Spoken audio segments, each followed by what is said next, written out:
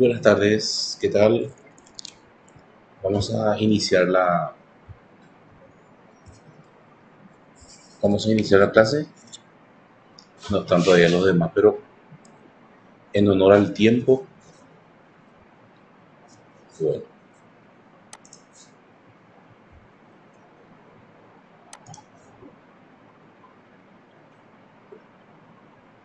bien, me voy al contenido que estamos desarrollando.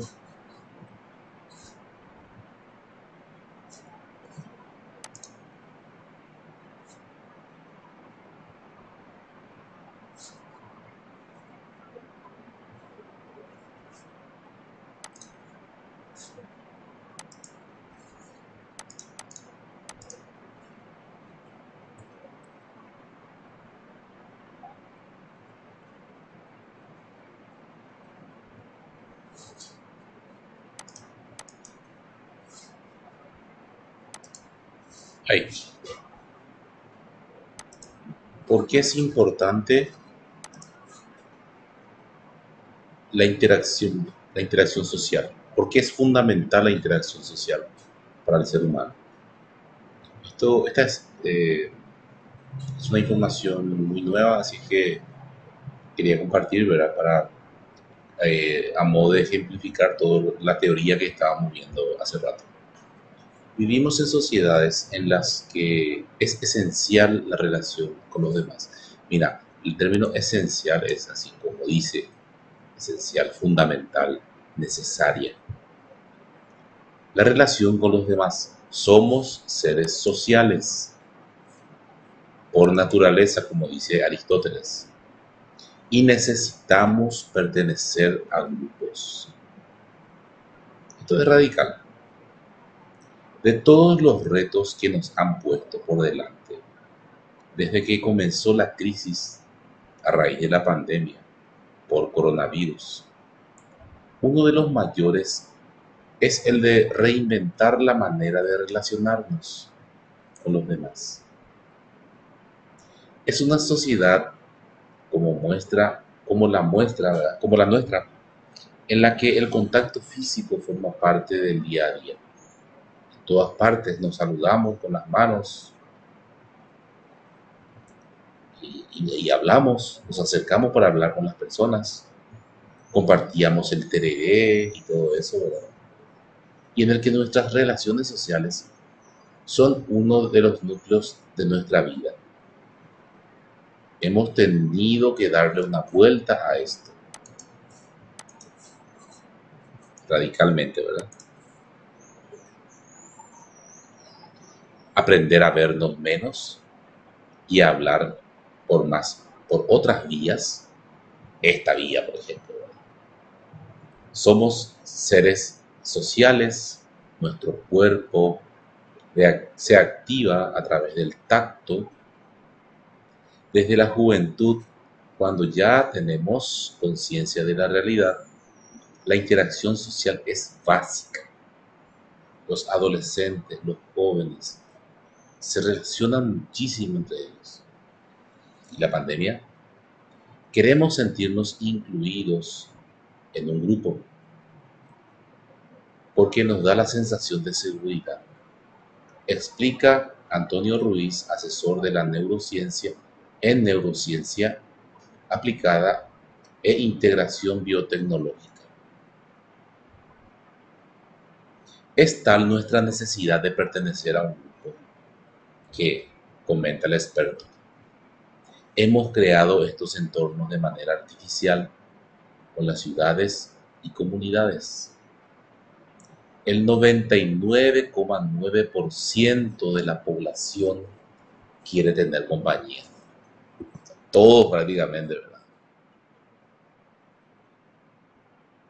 Si de vez en cuando queremos estar solos, eso no quiere decir que no seamos sociales, apunta.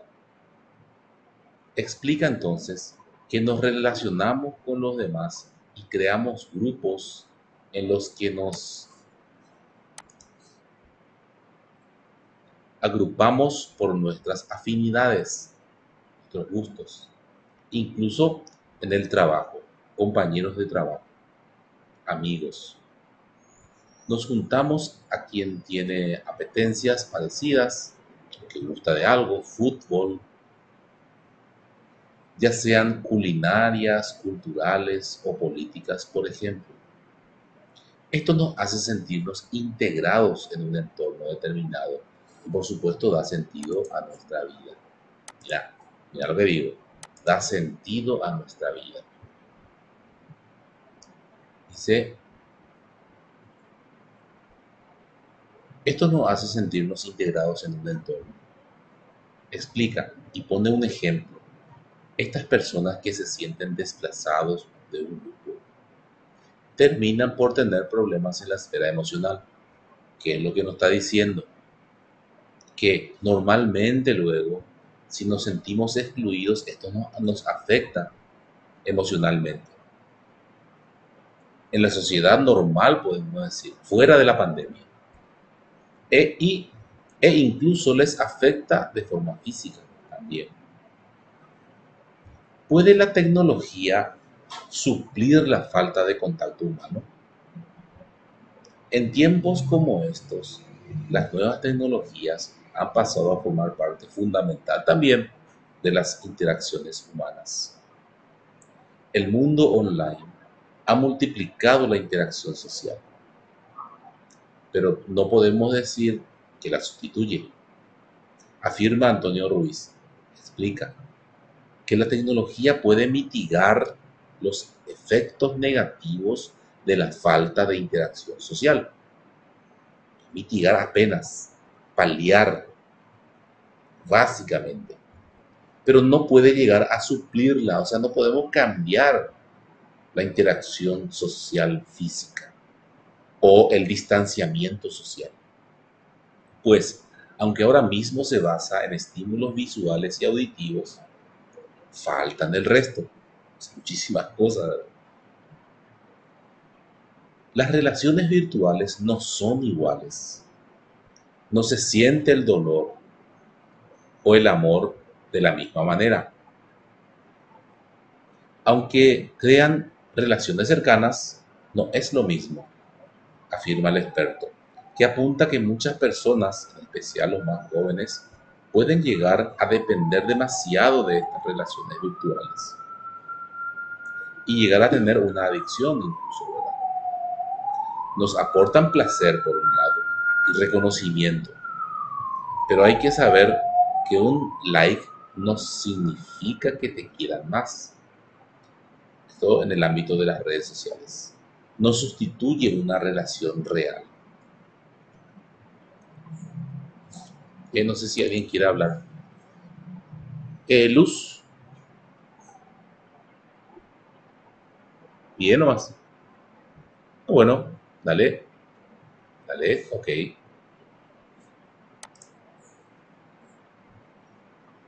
¿Cómo va a cambiar el coronavirus de manera en la que nos relacionamos? El asesor de neurociencia aplicada e integración biotecnológica explica que a raíz de la situación producida por el COVID-19 se, se van a producir tres grandes cambios en nuestra sociedad. Esos cambios ya llegan, o sea, esos cambios ya quedan. Seguramente no van a quedar de forma única, ¿verdad? Pero ya quedan. La virtualización, la virtualidad ya queda, gran parte va a quedar. Se van a seguir aumentando el uso de la tecnología y la digitalización. Yo les contaba hace días, ¿verdad? Que seguí un curso de TIC para especialización de TIC para la educación en el 2012, ya hace tiempo, pero que hoy en día es lo más normal. En esa época éramos unos pocos, ¿verdad? Pero hoy en día ya prácticamente todos tenemos que estar en ese ámbito, al menos si somos docentes. Hay más usuarios consumidores, tanto a nivel personal como laboral. Va a seguir creciendo, esto va en aumento. Desgraciadamente, va a haber una gran diferencia entre clases sociales, no tanto por lo económico, sino diferencia de formación en campos de los conocimientos y habilidades con la tecnología. Esto también se da. Hay una brecha muy importante. El año pasado se realizaron conferencias internacionales sobre los efectos de la pandemia en el uso de la tecnología. Y el problema está justamente en esa brecha que existe en las personas que tienen en sus manos, ¿verdad? La tecnología y el ancho de banda correcto de Internet, pero no todos. Y ahí está la diferencia. No todos tienen el acceso a la información, el acceso a las redes, el acceso a Internet. De igual manera, ahí se ve la diferencia. Y la información que va llegando no es la misma. Incluso los cursos que empezaron a crecer, a desarrollarse por todas partes, ¿verdad? Aprovechándose un poquitito por el tema de la virtualidad. Ya casi todos los cursos de grado y posgrado se dan de forma virtual. Eso también perjudica en qué sentido. No todos tienen o pueden tener el acceso a ello. Como dice aquí, va a quedarse. Se va a incrementar la conciencia sobre la importancia que tiene la salud de nuestra vida también. Hemos visto que llega un virus y el sistema que parece tan sólido se desmorona. Hay que invertir más en investigación. Y esto puede ir enlazado con una mayor preocupación por el medio ambiente y la sostenibilidad. Explica. Si nos centramos en algunos escenarios actuales, es inevitable mencionar el teletrabajo. El teletrabajo vino para quedarse. Hay empresas que van a seguir con la metodología del teletrabajo, por más de que se haya o se está volviendo de a poco a la normalidad, el teletrabajo ya queda. Por supuesto que no para todas las instituciones y empresas, sino para las que convenga realmente a las empresas y a las instituciones. Por ejemplo, una empresa en Estados Unidos contrata empleados en cualquier parte del mundo y viceversa, ¿verdad? También en Latinoamérica se contratan de cualquier país del mundo y más todavía si es de habla hispana, ¿verdad? Empresas, por ejemplo, desarrollo de programas informáticos, aplicaciones web, páginas web. O sea, esto viene para quedarse y ya no tienen que ir in situ a desarrollar tal o cual eh, programa o bien empleo, trabajo. Hay muchas cuestiones que quedan. Esto ya se venía practicando, por ejemplo, en la medicina, con una operación que se hace a distancia, por ejemplo. Ya se estaba probando, de hecho, ¿verdad? Y hoy en día, no, seguramente Paraguay no todavía, ¿verdad? Pero muchos países del mundo ya utilizan este teletrabajo también en el ámbito de la medicina.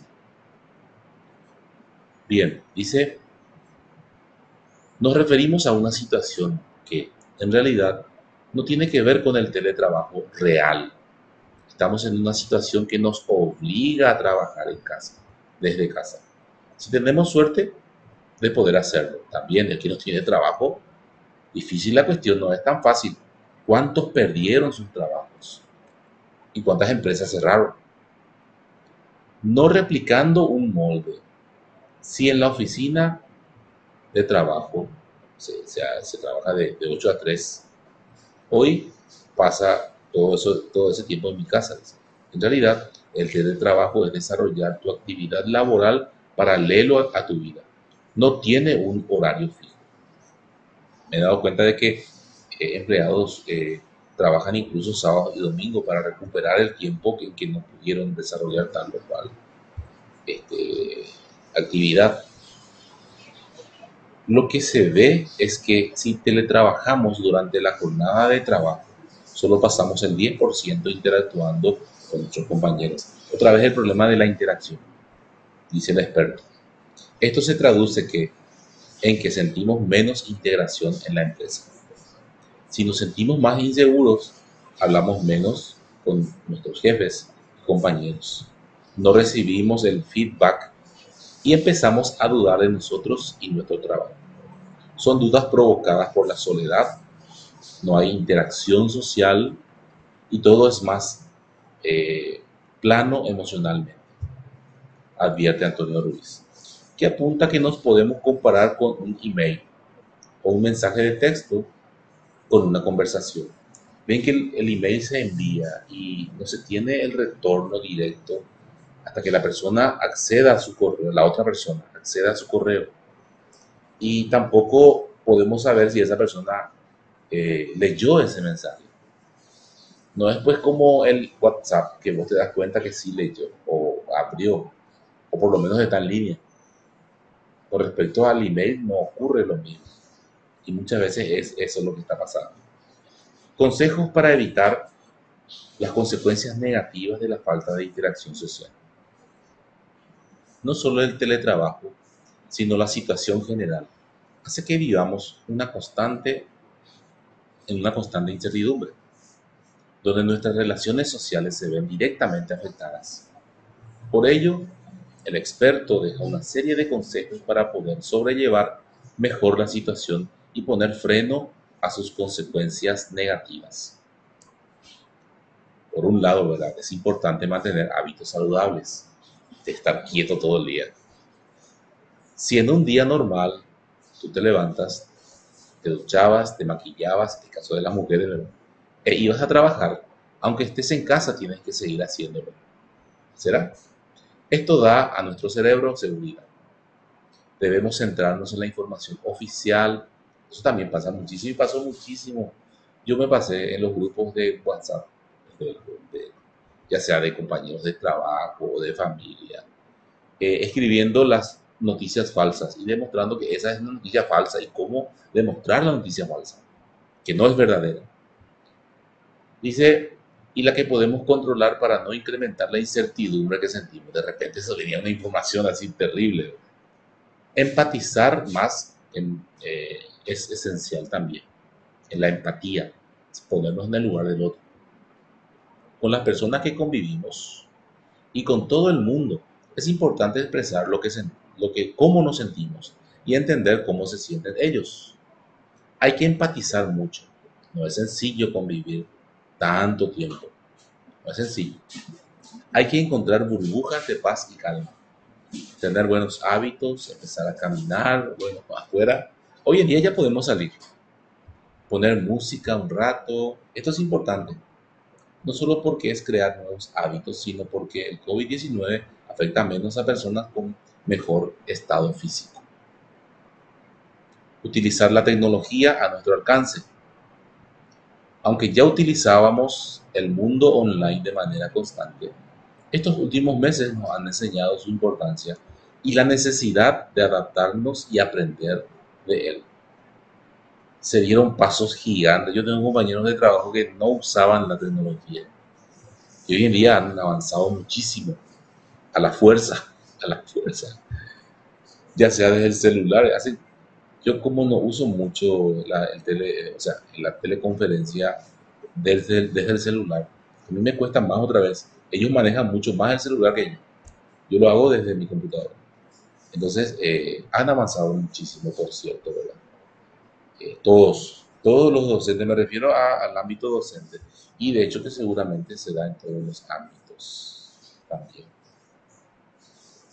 Se dio mucha oportunidad al contacto, a las grandes conferencias que se realizaban, seminarios que le llaman webinar, muchísima participación y la información llega directamente. Nosotros en otras instituciones realizamos webinar internacionales y con mucho éxito, y la información nueva, muy interesante, por cierto. Las desventajas podemos decir también. Bien, aquí culminamos nosotros los contenidos ya de este módulo. Aquí termina. Acá hay unas preguntitas de ayuda. Para el examen del próximo, para el examen del próximo martes. Bueno, voy a retroceder un poquitito para ver qué tenemos para el examen. Tenemos muy poco, mira. Prácticamente, voy a compartir esta pantalla. Ahí. Ahí está. Sí. Después de la prueba parcial tenemos muy poco contenido. Mira, texto de la clase 1, texto de la clase 2 y eso nomás. Dos contenidos nomás. Pero no importa. Voy a rebuscarme en esos contenidos y voy a basarme en estos dos cuestionarios. Creo que el anterior no tiene los cuestionarios, pero este sí trae. Ahí abajito, sí, trae unas 14 preguntitas. Y a más de los contenidos que están por acá, que yo le agregué de las teorías. Bueno, dos materiales entonces para el examen del próximo martes. A ver un poquitito y aquí está el otro. Sí, sí, aquí está. Sobre migración y otros temas, mira, cortito. Ahí está, 3 páginas. Bueno, estos dos contenidos entonces incluye para el examen final. Y una cosa más, el lunes, ¿qué hacemos? Vamos a conectarnos y vamos a ir viendo un poquitito el tema de los trabajos prácticos. Si a alguien le falta, vamos a ver algunas indicaciones finales, pero estos dos contenidos que están después del examen parcial que está acá en la plataforma, son los que van a incluir para el examen final. ¿Está bien? ¿Estamos de acuerdo? Sí, sí. Eh, teóricamente no. Teóricamente no. Digo teóricamente porque el reglamento dice el 60% de los trabajos prácticos. 60%, sí. O sea que tenés que hacer de los 20 puntitos, 12 como mínimo. Y otra vez, sí. Pero son pequeños trabajos, o sea, no es por preocuparte, ¿verdad? Y desde hace tiempo que ya no estamos teniendo, sí.